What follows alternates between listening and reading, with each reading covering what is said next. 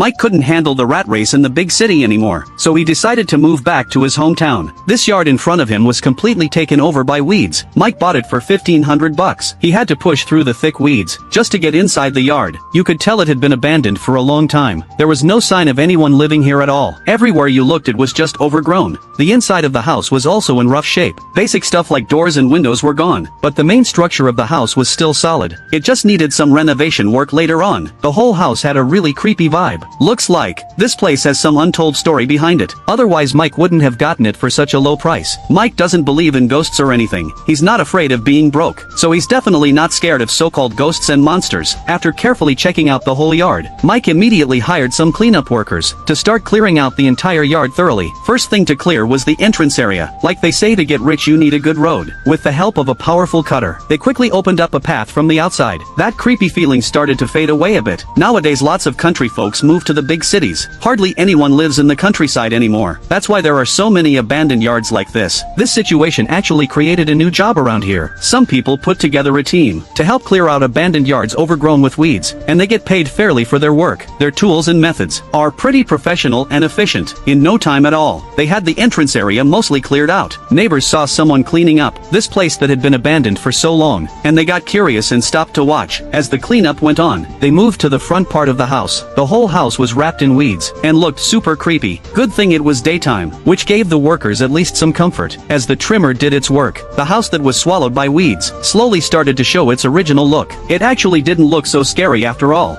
Then they brought in a leaf blower. The ground that was covered in dust started to get back to normal. The people who used to live here had already paved this area, which made the cleanup job way easier. After finishing the front part of the yard, Mike directed the workers to start cleaning up the inside. The floor inside was paved and had no damage at all. They just needed to clean off all the dust. That's one reason Mike bought this place, because it would save him a lot of money on the upcoming renovations. Making money in the big city is tough, so every penny has to count. They didn't miss the cobwebs on the walls either. You could really see how professional these workers were. Leave it to the pros. That saying is totally right.